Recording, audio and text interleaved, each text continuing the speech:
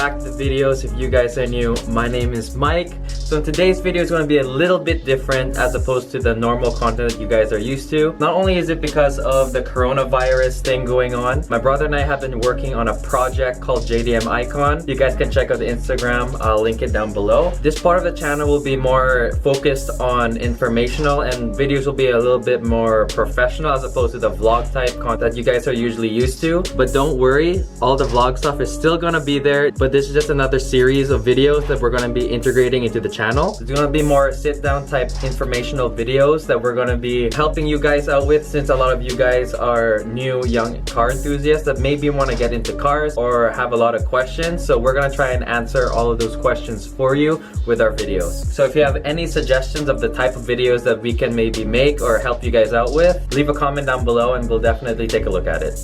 Alright, so in this video we're going to be talking about 5 of the best JDM cars that you can buy and modify in 2020 for under 10 grand. So let's go ahead and get to it.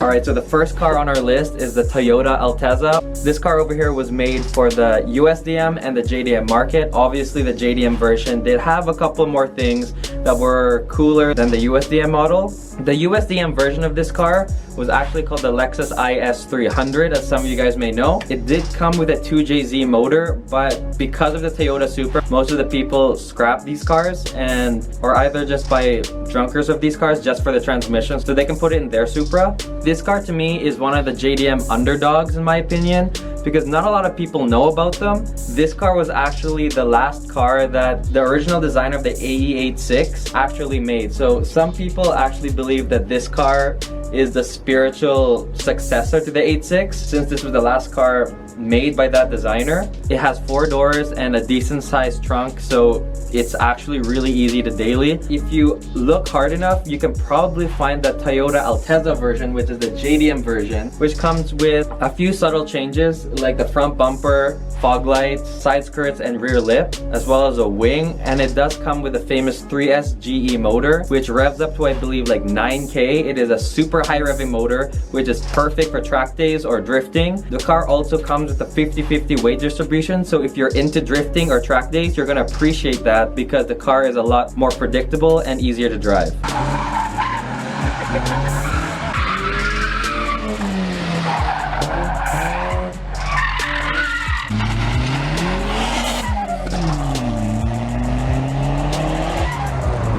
Alright, so the next car in this video is the Mazda Miata, or the Mazda Roadster as they call it in Japan. This car has been around for a long time. Now, most of you guys probably love, just like me, the NA Miata, the one with the pop-up headlights.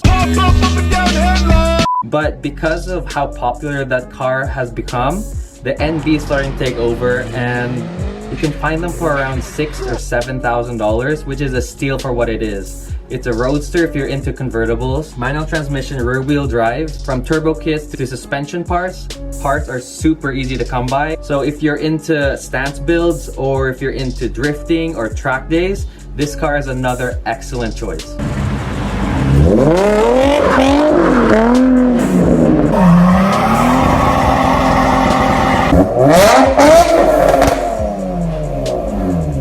Alright, so for the third car, if you haven't already guessed, is the Nissan Z or G chassis. As you guys may know, I personally own a Nissan 350Z or Fairlady Z. If you guys watch my other videos, you guys know that I bought my Z from Japan. These chassis are awesome handling cars. They push about 300 horsepower out of the box. If you couldn't find a 350Z in your area, try looking for G35, either the coupe or sedans. Now, just because the G chassis doesn't have as much suspension bracing as the Z chassis, they're still super capable, fun drift cars, stance cars, or even track cars. Just like now some of these cars you can probably find between $7,000 to $8,000 depending on your area. With an LSD, manual transmission, and about 300 horsepower, these cars are a ton of fun. And if you can find damn it. And if you can find a G chassis with a manual transmission, you have yourself a unicorn.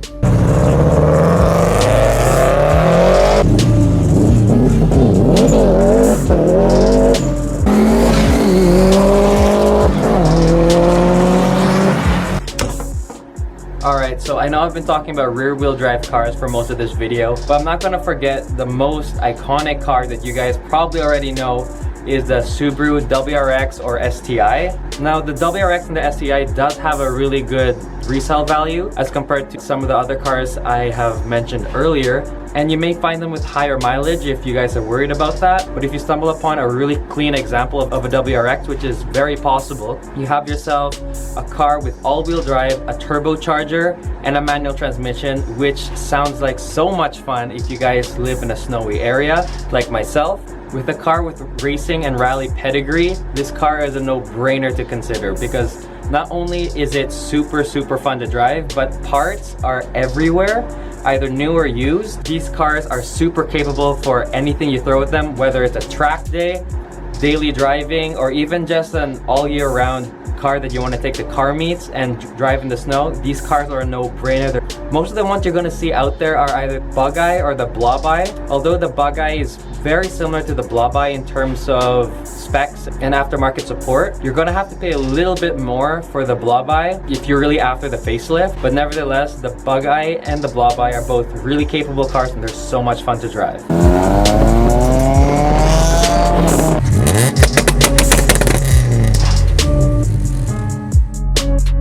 Alright, so another car that I couldn't leave out of this list is obviously the Honda Civic or Acura Integra. Now I'm going to put them both together because these cars are so similar in terms of price and availability. Although the Integra might be a little bit harder to find, but not only is the aftermarket support super easy and super available, out of all the cars in this list, it's probably the cheapest to modify.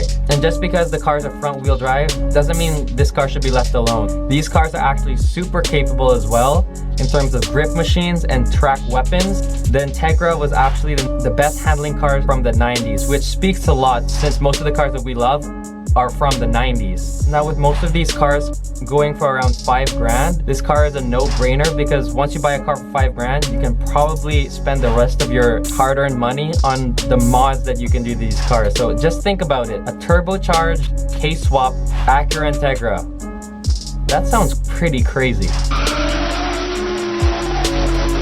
Alright, so before we end today's video, here's 2 honorable mentions to the list. The first being the Mazda RX-8. Now, this car is an awesome handling car, super high revving, and a ton of fun to drive. The only issue is it's a rotary, so most shops don't want to work on rotaries and actually refuse to work on rotaries. So not only are parts harder to come by, you're gonna have to do most of the work yourself. Now, if that's something that you're okay with and you're willing to take the risk, I would highly recommend having a second car just in case the rotary breaks down. You're gonna have to do a lot of research, you're gonna have to know a lot of people, and as a daily, personally, I'm not too sure of how it's gonna go, but if you have the balls, you can pick them up for about 5 grand, which is insane for the amount of car you're getting for the money. Alright, so for the second honorable mention, this video wouldn't be complete without me mentioning it. Obviously, the Nissan 240SX is an excellent choice if you can find one. Because of the growing popularity, just like the NA Miata with the pop-ups, everyone wants a 240SX to either build or to drift. These cars are getting harder and harder to find. So the S13, if you're lucky enough to find one, is an excellent choice, but because of the drift tax on this car, the prices are going higher and higher. Some of them even reaching up to $15,000 for a clean example. But if you're lucky enough, you can probably find an S14, which is the second generation of the S chassis, which by itself is a pretty capable track car or drift car. Because of most of these cars being trashed and drifted, they're actually super hard to find, not only expensive and probably really beat up. So that's why I'm gonna put it at the honorable mention. If you can find one, definitely try and grab it. If not, there are a bunch of other cars that I've named earlier in this video that I hope helped you guys to find the perfect car for you. Alright, so I did ask you guys to ask me a couple questions on my Instagram that I'm gonna shout you guys out and answer on the video. But as promised, I'm gonna pick 3 out of all the questions to answer in today's video. The first one goes out to N Havix Beck, that guy. He says, what are your top 3 favorite features / mods to your cars? So top 3 mods, I think definitely wrap is one. I love changing the color of the car because if you already have a good suspension setup and nice wheels, wrap the car looks completely different. Also aero, I love aero, as you guys can tell, from hoods, wings, side skirts, splitters, lips. I love that type of shit. And probably blow off valve to make all the awesome choo-choo sounds down the road. Next question goes out to One Ugly PT. He says, what sold you on buying a 350Z as a daily? Alright, so the Z chassis was a car that I've always wanted, and I strongly feel it's the next S chassis. As I mentioned earlier, the S chassis are getting really expensive, and I like driving cars, but I also wouldn't daily certain cars that I feel shouldn't be dailied, and I feel the S chassis now is such an iconic car. It would kill me to winter drive and daily an S chassis. I'm not saying the Z isn't a nice car or anything, but I would feel less bad, if that makes sense, to daily a Z as opposed to the S chassis. And Z's, the parts are so cheap, they're everywhere, and it's a newer car, so less problems. Less problems means more skids means cooler videos, instead of working on broken Sylvia all the time. Alright, so last question. Let's take a look here. I want a really good one. Alright, so last question goes out to a good friend, Sage. You made the video. Focus. What are your thoughts on fully electric cars and automated driving? Is racing dead? I think the future is in electric cars. I don't believe the petrol engines can keep up with electric cars, to be completely honest. My belief is the goal for today's cars is to have high horsepower, because horsepower sells cars, and fuel economy. That's what everyone wants. It would be amazing to have a Ferrari that could last a month without putting gas, but that's impossible. The more power you have in a car, the more gas it consumes. With electric cars, that's not always the case. Like the Tesla Roadster that they claim to have an amazing fuel economy, or range rather, and to have supercar performance when you want it. That's insane. So I feel like the electric cars are really going to take off in the future. I don't know if it's going to be my generation or our kids' generation or whatever, but I do think electric cars is the future. Automated driving, I think it's super sketchy. I don't believe the technology is there yet. A couple decades maybe. But automated driving, they have actually integrated it into racing, where you don't need a driver. It's just like a big RC car. The love for racing isn't only winning, it's actually driving the cars. As long as us car enthusiasts live and exist, racing is always gonna be a thing. So I don't think racing is dead. I think electric cars are gonna make it faster. It's the next evolution. That's my opinion on that. I don't think it's dead. I don't think racing is ever gonna die. I hope not. But anyways guys, thank you so much for watching this video. I hope you guys enjoyed it, and I'll see you guys in the next one. Peace out and make it happen.